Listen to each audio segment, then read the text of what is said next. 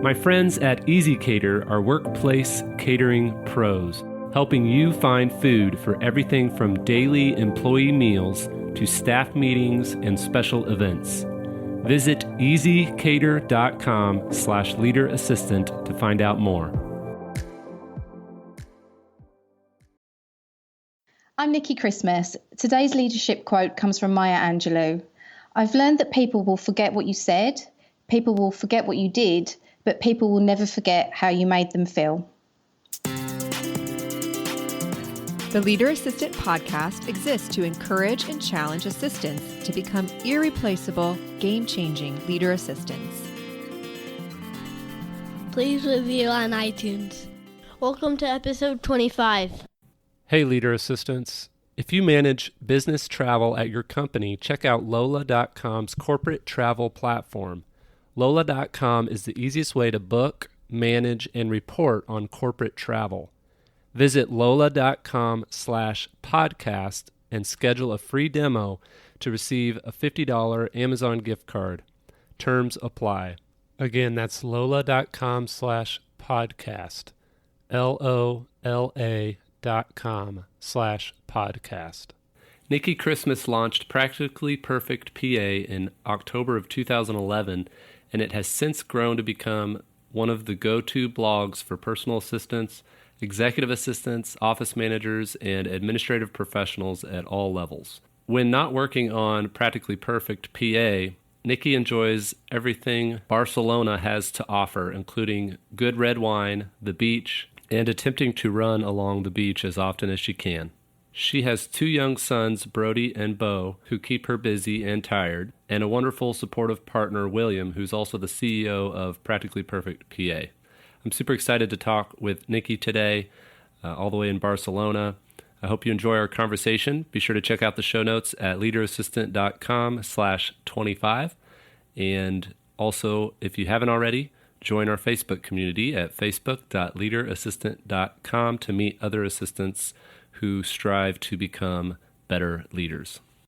Hey everyone, thanks for tuning in to the Leader Assistant podcast. I'm very excited today to be talking with Nicky Christmas from practicallyperfectpa.com. Hi Nicky, thanks for joining me. Thank you, absolute pleasure. Thanks for having me. So let's start off kind of back in the day. What was your very first job, your first real job where you got a paycheck? Oh, well, I was going to say where I got a paycheck. That's a good one because I was put to work very early as a child. My first job, which wasn't paid, unfortunately, was working for my dad, who was a carpenter. And he used to make me go on the building sites with him to help him put the doors on new houses. So you can imagine going from that to an actual paid job was a huge relief. So my first paid job was actually as a waitress. Which again really helped with the PA job, EA job later in life. So, I worked as a waitress when I was 15, which I think might be illegal now, but that was my first paid job.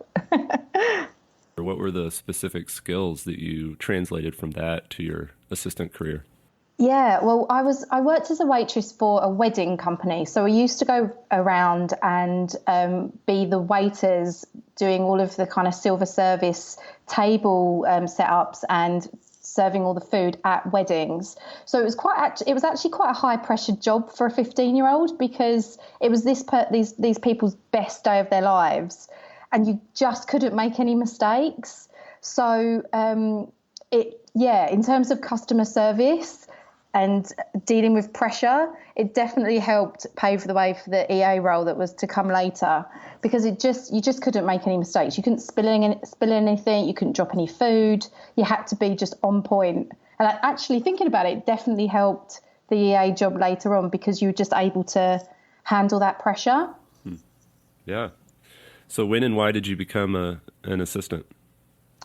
So when I finished university, I did a summer job working for my local council, kind of local government, and I was the assistant to the CEO's assistant. So I got firstly got an amazing insight into how an EA worked for the CEO of quite a large organisation. And I thought at the time I really like this. I think I could do this. And she was fantastic. She was pretty old school, but she was willing to teach me, and she was really encouraging, actually, considering I was pretty green, having just finished university. So from there, I went to London and worked for Deloitte as an administrator. But I always had in the back of my mind, I think I'd be a really good EA. So it was a combination of that, having had some experience, and then just falling into it, because I went from administration to working as a personal assistant to a team, and then from there an executive assistant to COO. And it was just the path just followed. So kind of a combination of having a good experience at an early stage, and then just following the natural path that leads from working as an administrator. So what are the differences between, a PA in the UK and a PA in the US? You mentioned PA, but you also mentioned you were EA in London.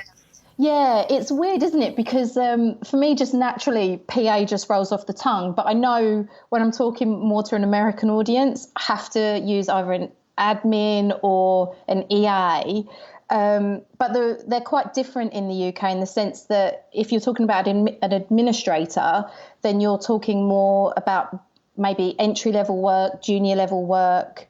Generally, I'm talking generally. And then you would probably move into a PA role, which is pretty interchangeable with an EA role. But what you tend to find is that EAs work more in the C-suite. So they'll tend to be more executive assistant to the director, or the C-suite level. But that's not always the case. As I said, PA, personal assistant, executive assistant, is pretty interchangeable in the UK.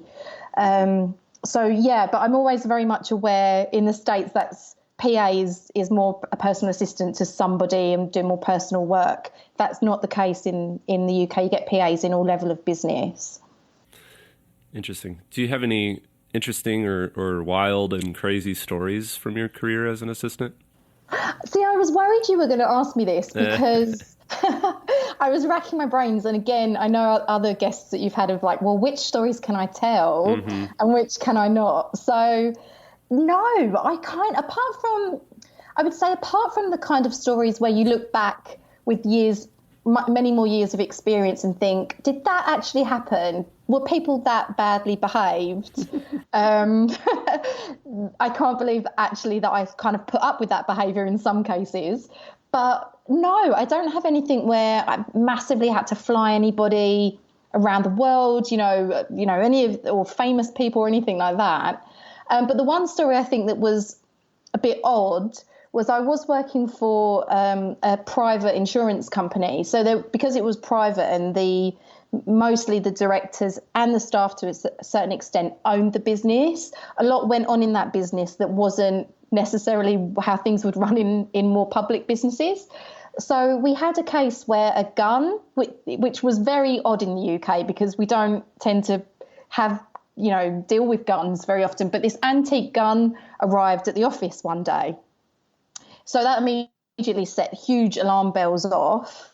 What is this? And it had arrived as a gift for one of our directors, actually the chairman of the business. And so my job was to go away and find out who had sent this gun to our organisation. It was an antique one. It looked incredibly expensive.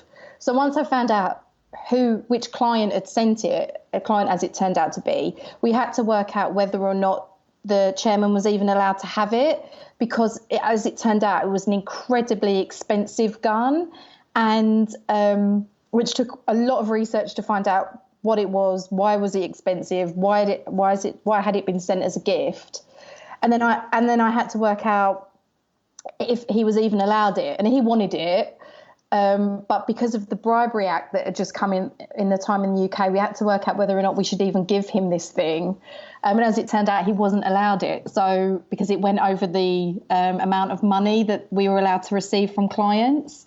So I had to then deliver the bad news that he wasn't allowed it, and we had to send it back. So it's not a wild story, but it was a pretty odd day in the office. So who ended up with the gun? Just the person that gave it? Yeah, it got Okay. sent back. So basically, my phone call with, first of all, the chairman, I annoyed the chairman. And then second of all, the client, I annoyed the client because we had to politely decline the present. It was a bizarre day. It really was. That is an odd occurrence. Who sends a gun to an office? Yeah. So what was the biggest mistake you made as an assistant, and what did you learn from the experience? Oh, wow. So I'm not going to lie, because I made a few mistakes over my career as an EA.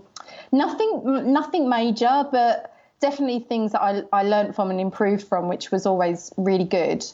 I think probably the worst mistake that I made was I worked again, actually, in the same company. I was at that point I was working for 3 different board level directors, and one of my jobs was to look after all of the client entertainment. So being based in the UK, that was things like Wimbledon, football matches, the opera, lots of really grand, exciting things that the CEO and other directors used to take our clients to. And it was where a lot of business got done. So these things were incredibly important, actually, for the business. And one of the things I did, which was a big mistake, but I didn't really know it was a big mistake, was I was asked to look after all of the tickets that we'd bought for what was the Rugby World Cup, and it was being hosted in the UK. So it was a huge deal. I'm not a rugby fan. I don't know anything about rugby. I didn't know that, these seats sell out months and months in advance. The tickets are like gold dust. I had no idea. So I was in charge of these tickets, and I was handing them out to the various directors that had asked for the tickets, and I had to make the decision who got the tickets and why it was important to take those clients, but which was fine. I understood the business to that extent that I could kind of make those decisions. But what I hadn't done, which was so stupid, is I gave one director all of our tickets. Complete mistake. Had a spreadsheet with all of the tickets, and I hadn't kept a note of who I'd given the tickets to. And as it turned out, this, hate to say it, but he was a bit sneaky. He asked for 2 tickets and then came back a couple of weeks later and asked for another 2 tickets, and he ended up with all of them. And when I found that out, another director had come over and asked for some, and I was like, sure, yeah, there's enough tickets left. I'll give you 2. Come back next week when I have them and you can have the tickets. They both turned up on the same day. One wanting 4 tickets, the other one wanting 2, and I only had 4 tickets. So the director who had the 4 tickets would not give the 2 tickets to the other director. So they basically had a big fight in front of me, and then looked at me and said, well, what are you going to do? At which point it was a stupid thing, but I just lost it because I just didn't tend to make mistakes like this. It was just like, how could I be so stupid? It's a spreadsheet. This is a really simple task. So the first thing that I did was I said, I'm going to have to come back to you. And I made them leave my desk. And then I ran down to a friend who worked in a different business, in a different office. I ran out of my office, phoned her and said, you need to come and meet me. I've made this huge mistake. I don't know what I'm going to do. And I met her outside on the street, and she just started laughing. She was like, what are you doing? Like, why have you called me out of the office for such a huge emergency? And I was like, I've made a huge mistake. I don't know what I'm going to do. She was like, well, you're going to have to figure it out. So I then ran back up to my office, and I phoned somebody who I knew liked rugby and said, do you think there's any chance I'll be able to get like 2 more tickets? Do you know anybody that's selling tickets? And it was the Rugby World Cup final. It was like a huge deal. And when I told him, he just burst out laughing. He was like, absolutely no chance this is going to happen. You're not going to find 2 more tickets. Like, you might as well just quit. So I sort of sat there and thought, well, what am I going to do? Like, the only way that we are going to resolve this is if I just go and spend money with a ticket tout and just get these 2 more tickets. I don't know how else I'm going to resolve this. But to do that, I need to go and tell my boss that I've made this huge mistake because it's going to cost us a lot of money to get 2 more tickets. So walked into his office, very embarrassed, very apprehensive of what he was going to say. And I sat down, and I think I'd gone pretty red. I was obviously quite stressed. And I sat down and I told him, and I was so lucky because he just burst out laughing. He was like, you've got yourself into such a state over something that's just not that important. He said, look, here's the company credit card. go and sort the problem out, go and make the directors happy. Just whatever you need to spend, try not to spend too much, but whatever you need to spend on getting tickets, just go and sort it out. So off I went, sorted it out, came back and gave him his card. And I said, I can't believe you're being so relaxed about this. And he said, you just don't make these mistakes very often. So you've got to laugh when you do, because not everybody's perfect. And I was like, okay, that's a good life lesson. Won't make any more mistakes. But, if I do, then at least I know he's kind of got my back, which was really nice. So went off, bought 2 more tickets, gave them to the director like nothing had happened. But I was so panicked about it. It was the funniest thing. And I remember it to this day. And I still feel like oh my God, I can't believe I did that. Wow. That's a pretty intense ticket story. It's funny. My brother actually sells tickets for large sporting events, and he's been in that business for years. And so I've kind of helped him here and there. So I know what it's like to have to try to figure out how to get, a very high demand sporting ticket. Yeah. And it's, as I said, this is where business was done at that firm. It was at these huge corporate events, which were just really exclusive. Mm-hmm. And it was a big deal to get these tickets. We used to spend a fortune on them. Mm-hmm. Yeah. Wow. So kind of fast forward a little bit. What made you decide to start a blog and, eventually business to help assistants?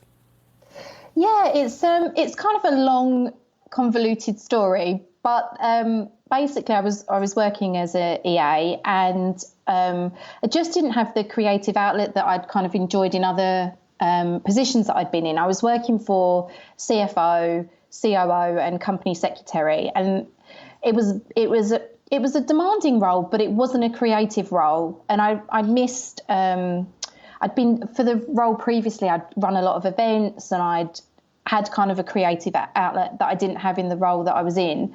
So I thought, well, what do I enjoy? And I quite enjoy writing. So why don't I start a blog? And actually I thought I could maybe turn this into a VA business at some point, or at the very least, I will start to brush up on some web-based skills, which sort of with a slight amount of foresight, I thought this will probably come in handy at some point if I know how to use WordPress or Blogger at the time, that kind of thing. So it was just that much of a decision-making process. So I just started writing, thinking that I could offer some advice on what I was doing and some tips. In the UK, there weren't really many other PA blogs at the time. There were a few in the States, but there weren't very many in the UK. And the websites that were available weren't particularly modern, I would say, at the time. So, yeah, I thought it was really a case of just start writing. I enjoy it. Let's see what happens. And I was really lucky because pretty instantly it was more than just my mum reading the blog, which is what I thought it would be. It just started to pick up quite quickly. And from there, people who were a bit more established in the industry in terms of training were getting in touch and saying, do you want to write for us? Is there any way we can help promote the blog? Other kind of recruitment companies were getting in touch and saying, we've seen the blog, can we feature it on the website, that sort of thing. So it picked up pretty quickly. And then from there, I took a job working in Barcelona, which is where I'm based now, working for somebody that I knew who ran an events business. And I was able to work much more on the blog while working as a EA for the events business. And the reason being that they didn't need a huge amount of help. And working in and living in Barcelona was a cheaper experience than living and working in London. So I was able to kind of lower my salary so I could then spend more time working on the blog and building it up into a business. And that's what I did. I kind of took that risk to not be working in London anymore so that I could concentrate on what I thought could be a business. I didn't know what it was going to be at the time, but I thought I've got something here. Let's see what I can do with it. So how long did it take you to become profitable or to get to the point where you could, leave your assistant job?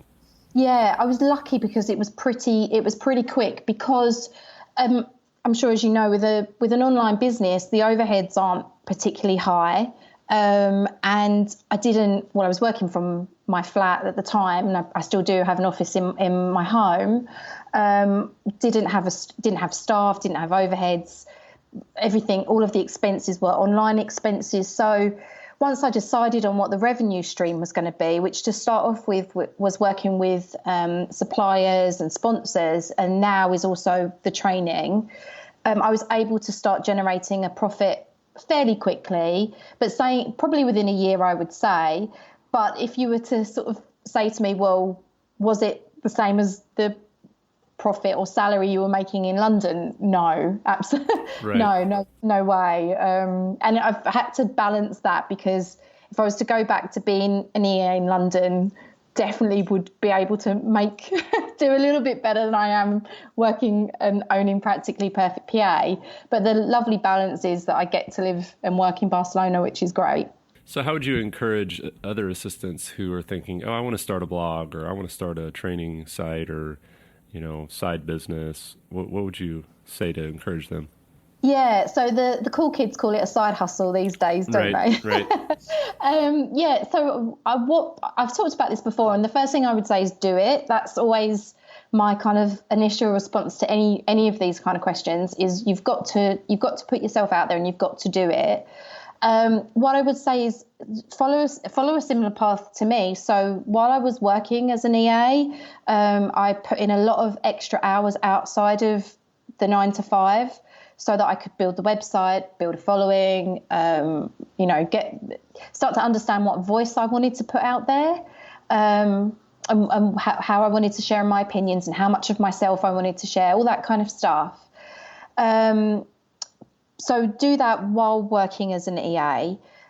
It's a hassle, because obviously you're starting to not go out and see your friends, or not spend as much time watching Netflix, or all of that kind of good stuff that you do when you relax after work. Mm-hmm. But you have to put those hours in. And then once you have built your following, found your voice, decided what you want to put out there, and potentially also making some kind of money from it, then you can go into doing it full time. But to start with, just for kind of self-preservation purposes, try and have a side hustle while still working as whatever, an EA or admin or whatever it is that you're doing. Yeah, I totally agree. I think that, people are like, well, how do you have so much time to do a podcast and a blog and all this? I was like, well, I just don't watch very much Netflix. Yeah, exactly. And actually, now I can watch quite a bit of Netflix, which is also awful. But yeah, when I was working building up Practically Perfect PA, I just had no social life. So you were probably I think you were the first person I found online who was doing some online training that was like strictly online training for assistants. And so I was really impressed by because I had done all this research on online business and online courses, and I was just like, why aren't there people doing assistant training online? And I think you were the first one that I found that was doing it well. And so we had a phone call, got in touch on LinkedIn, I think, and I ended up teaching at one of your virtual summits. And you were just very supportive, willing to help me out, and I was happy to participate. So what do you think, have you experienced any like hostility or kind of competition in the world of EA training? And what would you say to maybe those who feel threatened or feel like maybe I don't want to start something because there's somebody already doing it? Yeah, that's a really interesting question, because I know it's out there. I mean, I've heard from friends and colleagues that get a hard time from, I guess, other competitors or competition in the industry. But for me, I'm really lucky because I haven't had any. Generally, everybody that I've come into contact with has been really supportive. And I think I'm quite lucky because I have my own little bubble, because I'm firstly mostly online. I'm based in Barcelona, so I'm away from any, I guess, the London industry or the States. I know there are pockets everywhere, but I just do my own thing, and I work and collaborate with people that I really like.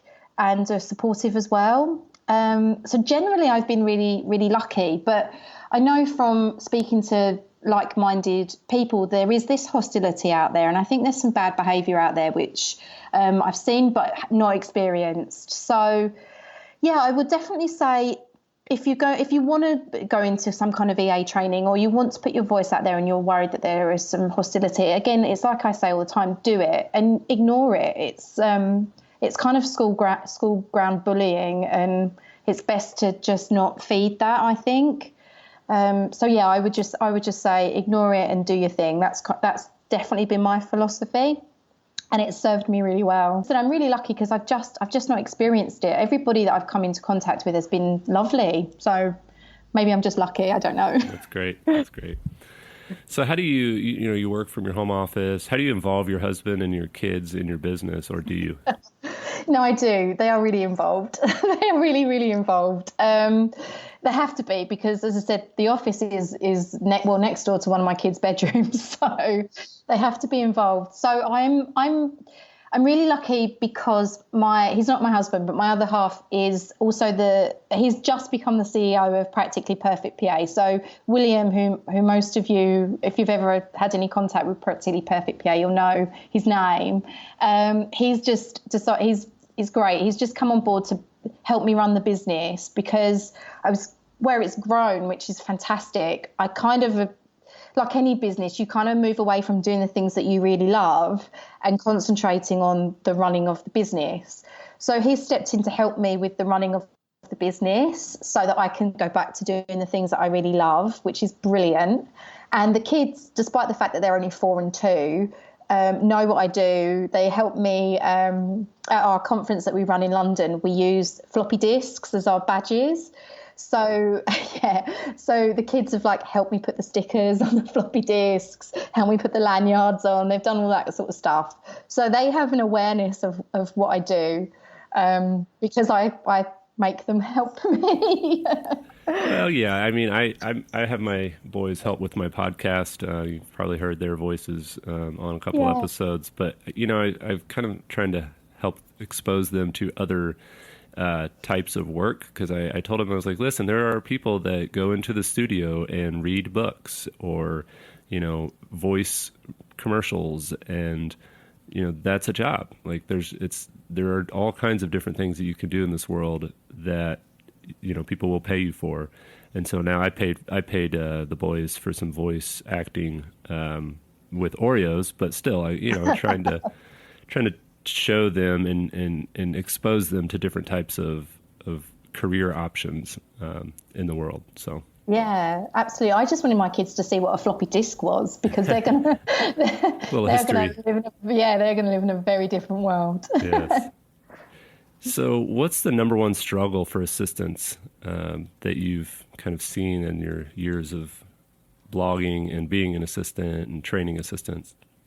Yeah, I think there were a few. If I'm being completely honest, I think there were a few struggles that are still out there. But the one that I would definitely say is, and it sucks to be quite frank, is just recognition of the role and understanding of the role and what the role is. Because when you go into a business as an assistant, there are so many things that you can do, and so many places that you can help and assist and really push the business forward. But that always seems to be a struggle, because not everybody in the business understands what an assistant does. It seems like you are incredibly lucky if you can walk into a business and everyone gets it, because it seems to be that there will always be somebody that doesn't understand the role, doesn't give you the right level of respects, or the other way, gives you too much and oversteps your boundaries. So it always seems to be the case that whatever you do and wherever you are in your career as an assistant, there will always be those constant challenges of having to educate people on what you do. And that's not necessarily the case for other professions. I don't see accountants having to explain what they do, lawyers, for example. But for assistants, there's just that constant, this is what I do, this is what I can bring to the table, these are my skills. And it just seems to be that constant having to explain how great you are. which is so frustrating for me. So let's kind of talk briefly about an interesting, challenging question. What would you say to an assistant who becomes romantically or sexually attracted to their executive? Oh, wow, what a question. Well, it's funny you should say that because William, who is the now CEO of Practically Perfect PA, we did work together a long time ago when we were both living in London. So I've kind of got a vague, he wasn't my boss, which thank goodness he wasn't, but we did work together. So I've got a vague understanding of how these office relationships evolve. But what I would say is that it's pretty common, and it's also not something we talk about. So it's quite brave that you asked this question in the first place, because I don't see many EA trainers discuss this. But the practicalities of it are that the relationship is really personal between an assistant and their executive, and you do become quite close. You do live in each other's lives.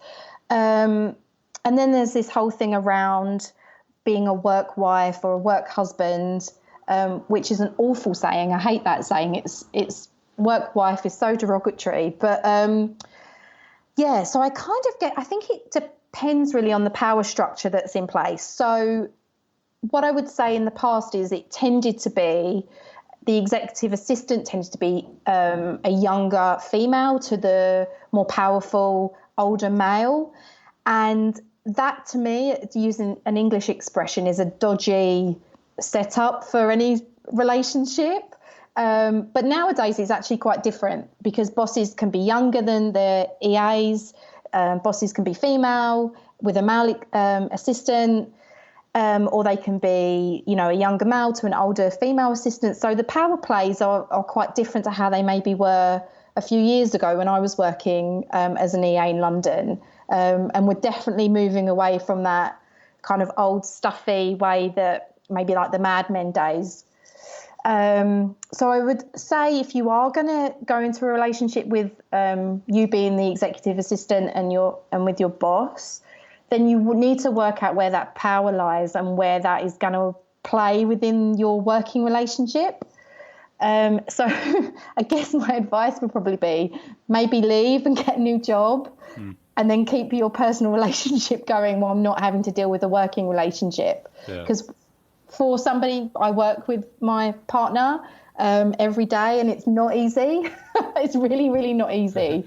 So if you are an EA to the boss, and you're in a personal relationship as well as a working relationship, maybe get a new boss. Hey, that's fair. That's a good way to answer it. Yeah. I don't know if it's the same in the States. I don't know if you have to inform HR or anything like that, but I don't know if you do in the UK.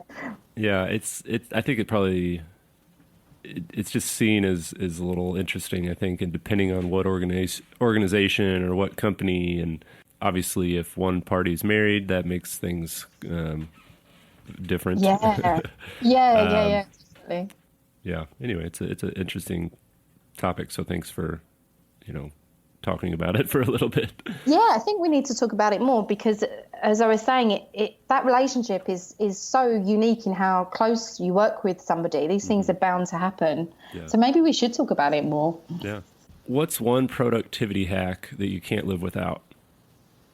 Oh, this is my favorite topic at the moment because productivity is just, well, I need more of it.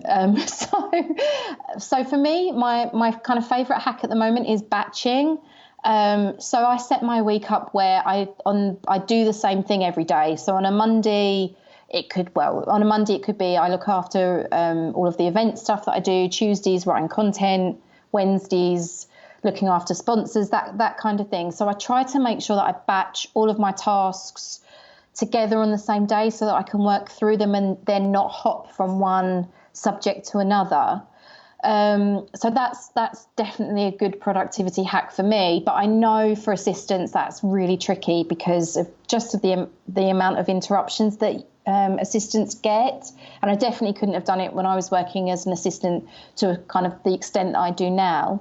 But what I would say is that works really well for executives. And if you can schedule their days like that, so that they're kind of sticking to the same topic every day or the same theme around the work, then it really does help, because your mind's just not jumping from one thing to another.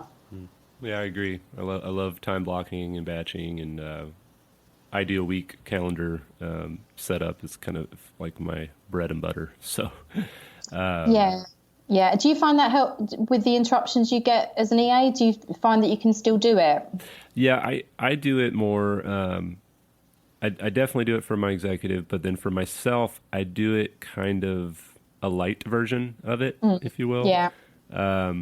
To where, I'll say, all right, listen, I'm just going to not look at my notifications or turn off my notifications for the next 2 hours, because I know my executive is busy doing something and is probably not going to need me. And so I can just take this opportunity to focus. Or if my executive's out of town and he's doing a bunch of, conference stuff, and he's likely not going to need to call me and interrupt me, then I will, maybe work from home that day and get a bunch of stuff done and kind of get away from the rest of the interruptions from other team members.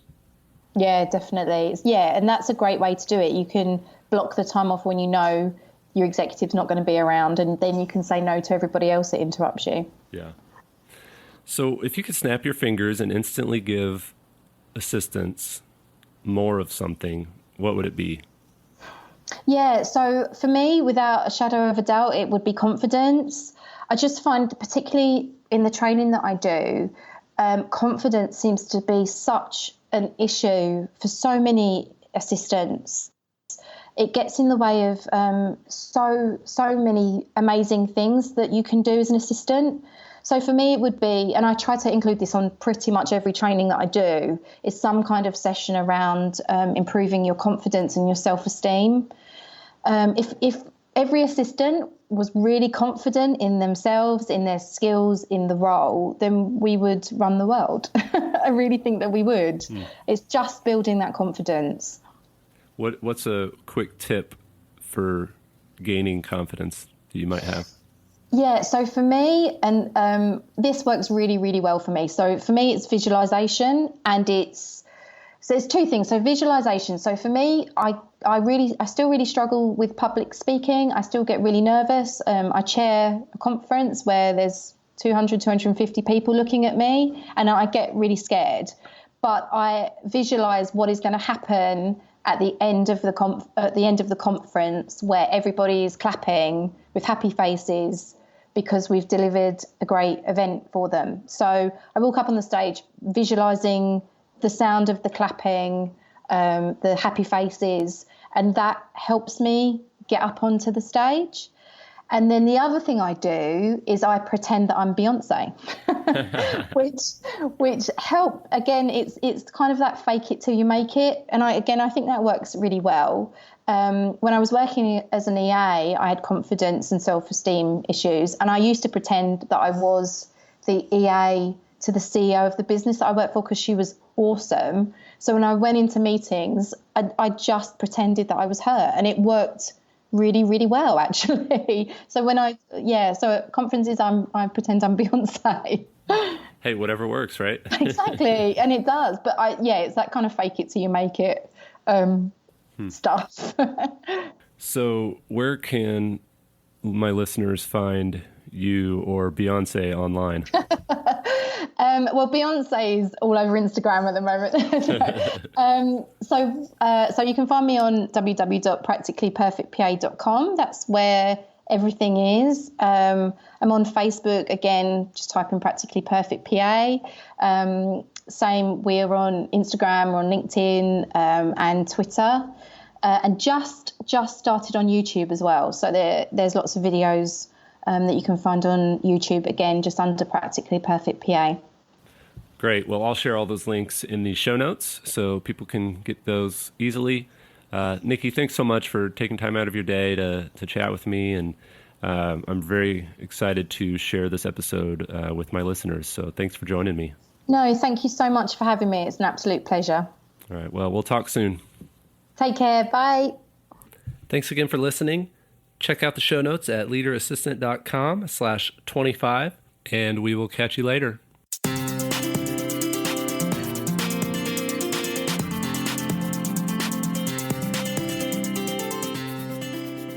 Help my dad out and leave a review on iTunes. GoBulls.com